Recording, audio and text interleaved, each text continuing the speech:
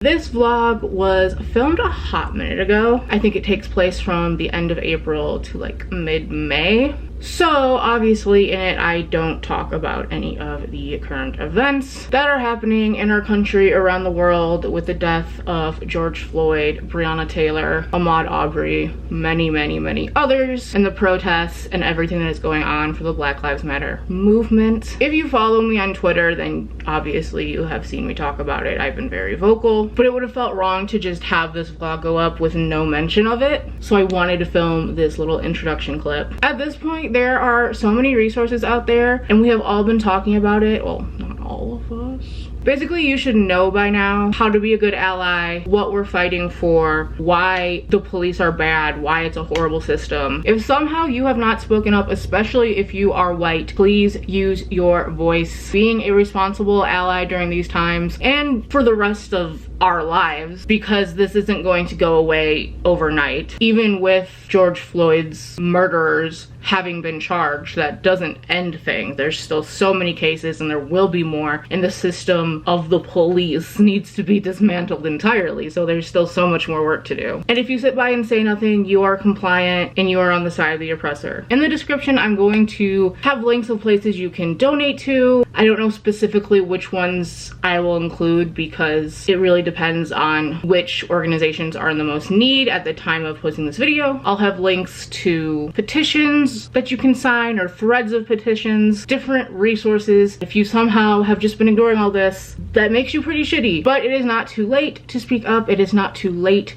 to educate yourself. So just fucking do it. All right, I think I've said my piece. Hopefully this vlog will give you a little bit of, I don't know, happiness or something. Because as important it is to stay involved, we all also have to remember to take breaks so that our brains calm down a little, and you know, mental health, important. Also, it's June now, so happy Pride Month. All right, to the vlog. Back to April. Yikes. Hi friends, we're not gonna talk about it. I had a rough night, slept till 4:30. It's now like 8:30. Actually, no, it's 9. I just thought I should start off this vlog because I am halfway through Kingsbane by Claire Legrand, which is the second book in the Furyborn trilogy. I don't know what the name of the trilogy is, but this is like 600 pages, so I'm on like page 300 something. I'm so nervous. Like, it's really good so far. It's much better than Furyborn, so if you didn't love Furyborn, I would still say to try Kingsbane because I think it just, I don't know, it picks up a lot more, kind of. I'm very invested in these characters, so I could be biased. Particularly Audric, I would risk everything for that man. If you don't know Furyborn, it's kind of hard to explain. It takes place in 2 different time periods. We're reading about 2 different girls. One is Rielle. She's in like the older time period. She has these crazy powers, and basically they believe she is one of these 2 queens that were prophesized to rise up. One, the Blood Queen that would destroy the world, and one, the Sun Queen that like had the power to save it. Save it being from these angels that are trapped by a gate. And so Rielle finds her powers and she's like, yeah, I'm gonna be the Sun Queen. But it's revealed in the very first chapter of Furyborn that she is probably the Blood Queen because she makes everything go bad. The other perspective we get is 1,000 years ahead of Rielle's time, and it is Eliana. She kind of works as like a bounty hunter for the government, and then one day this guy who works for the rebel group kind of confronts her and she has to go with him to try to save her mother. That's the first book. This book just carries on from where the first book left off. And I'm just nervous because I don't want anything to happen to Audric, but if we're going by the first chapter of Furyborn, where we get a look at Rielle's world, Audric is dead. So like, he's going to die unless things change, but I don't know because I don't know anything right now. But yeah, basically what I'm trying to say is this book is really good so far, and it's stressing me out because I don't want anything to happen to my baby. He's like, I don't want to say he's not a main character because he's pretty much a main character in Rielle's storyline, but I just care about him more than anybody else. And yeah, okay, that's all I have to say. So I have now finished Kingsbane. 5 stars. stars, incredible and horrible at the same time. I should have gotten a vlog clip of it, but I was literally crying as I finished the last page, having to read through my tears. Whitney can vouch for me. I FaceTimed her immediately after finishing to talk about it and show her that I was crying. This just had so much. So many good things, so many painful things, so much development. As you can see, I have a lot of tabs. I think what made this one such a step up from the first book is that, one, you kind of gathered the plot and everything that's going on, because a lot goes on in this series. There's a lot to take in, a lot of different elements. And in the first book, it's kind of all thrown at you and you're like, why are so many different things happening? But by this one, we're settled in, buckled up, ready to go. And also, I just think it keeps it more interesting. There are some parts in the middle of this, because it's 600 pages long. I'm filming a vlog clip. Can you mute yourself for a minute? But there's so many different things happening, and everything is a little different in this one, where in the first book it was kind of like we're doing a lot of the same thing over and over again. But this was moving the characters so much forward and developing them in different ways. As I've said, Audric would die for him, would do whatever he wanted me to do. Ever. I thought Rielle's development was really interesting because I love her, but she also frustrates the hell out of me, because we see the path that she starts to go down. Obviously from book 1, chapter 1, we knew she was gonna like go down this dark path, this villainous path, which I know some people really like to see, but I think I've realized I'm not that person. Like, my moral compass is too like, no. And yet you're a Gales fan? Sorry. He's not. Oh my god, I'm gonna choke her. I was about to wake up from my dream to call and tell you I had a dream that Gloria was sleeping on my chest. She's vlogging! Shut the fuck up! Mute yourself!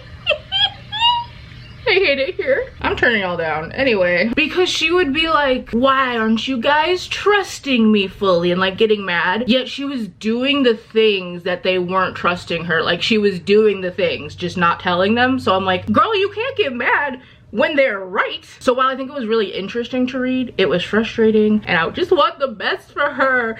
And Corian can choke. That's on that. Whitney's shaking her head and she can drive off a bridge. Just kidding, that was much.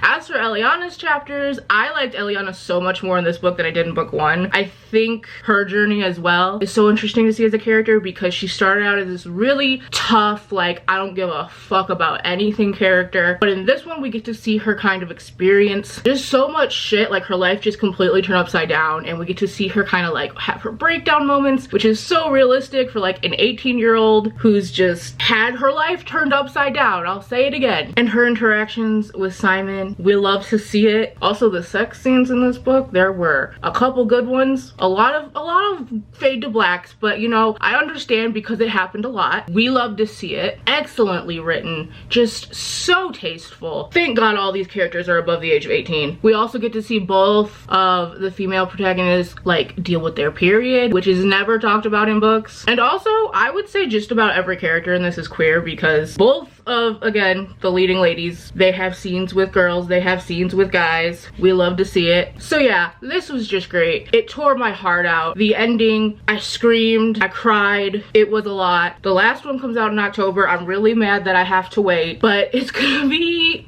either really good or really painful, depending on how things go. And it's called Lightbringer, and Audric is the Lightbringer, so it's like, it's him.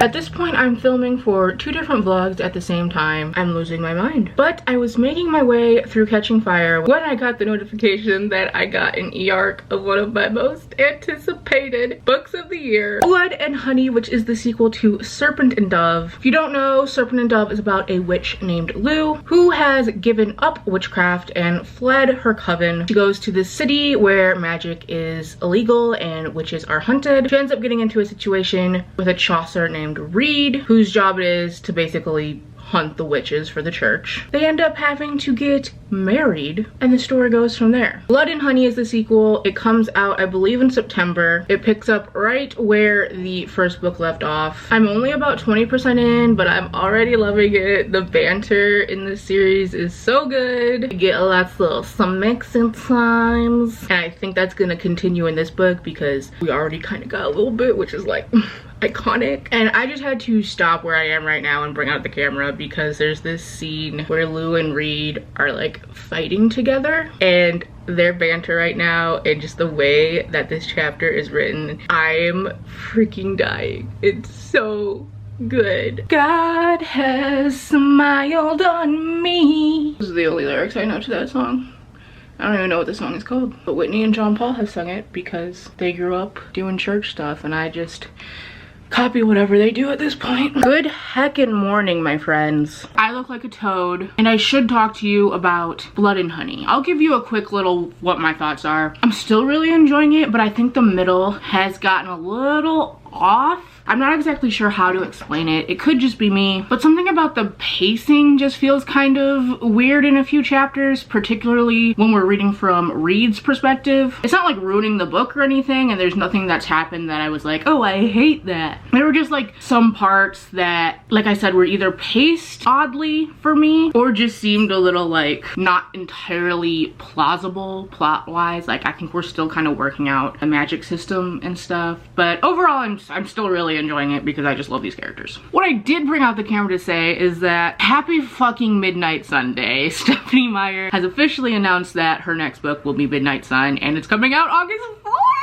I'm about to be a Twilight bitch once again. So someone bought a book off of my Depop shop. So I thought while I package this up, I'm going to be sanitizing my hands and the book before I pack it up. I thought while I do this, I could talk to y'all about Blood and Honey, which I finished a couple days ago now. So I'm kind of like very conflicted on this book. I think I'm giving it a 4-star. It could lean a little more 3.5. As you saw, I absolutely adored the beginning of this. It was just everything. But once we got to the middle and like part 2, I would say, things just kind of started to go a little downhill. I still enjoyed it, and I like flew through this book. It's very fast-paced, just like the first one was. I loved the characters still, especially Lou. Lou is just...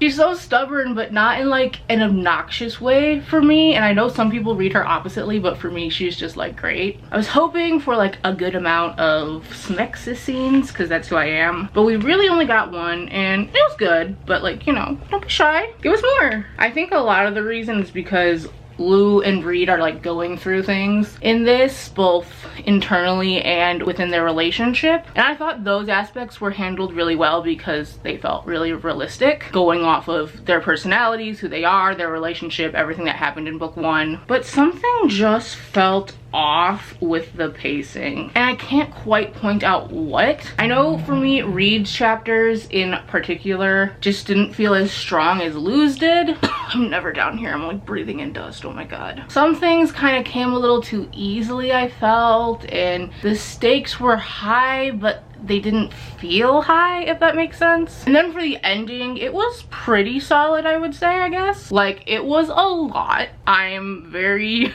kind of excited to see people's reaction, because it's a doozy.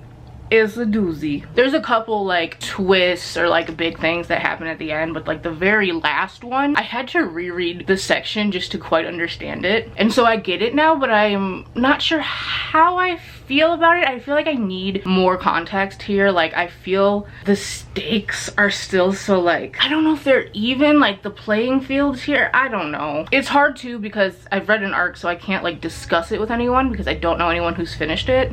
Cough, Whitney, this is me telling you to finish it. So like, it was good, but it was not as good as the first one. It just didn't flow as well. Like, I feel like the first one, the plot was so well, like beginning, middle, end, always interesting, always feeling important, or I don't really know what the word is. Basically, I'm conflicted and I need people to tell me how to feel. Overall, I did enjoy it. Like, I wasn't reading it like, oh, I'm not happy. Like, it was good.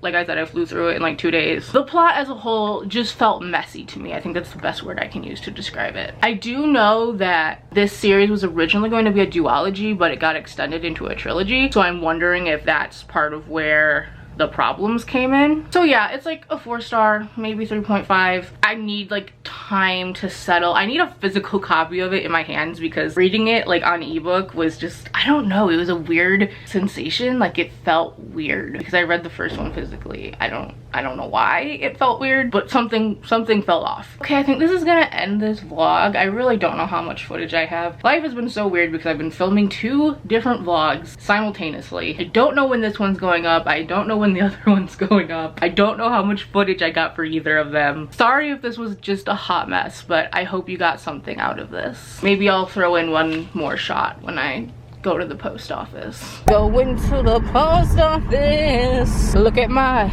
cute little doggy. Miss Bendy, are you having fun? Okay. Got my mask on. I'm going in. This is the end of the vlog. You ready? What's in there? Is it Scooby-Doo? She's like, I'm suspicious. Then you got... What those? What's that? What's this cat? What those, baby? Sniff it. Okay. She's like, no, I want that. She's like, that smells good. What's that? Do you like it? It's from me. Choo-choo ball. Happy birthday, baby. There's more. What's that? Yeah, show the camera. A rainbow charm because you're a lesbian. Yes. You got one more, but you can have it later. Oh, got all Yeah. the gifts? She said, or I can have it now. No. Wow. Is that all? Wow. And then On my you birthday. got... And you got a new color. It's so pretty. Then he's like, what? When you get pizza and put some little pepperonis on it for your puppy who's their birthday girl, and she wants it so bad, don't you? Happy birthday to you. Happy birthday to you. Happy birthday, dear Bindi. Happy birthday to you. Woo! Yay! It's your birthday! Yay! Thank you for watching. See you next time. And one more look at my cute little puppy. Bindi, say bye to the say bye. Or don't.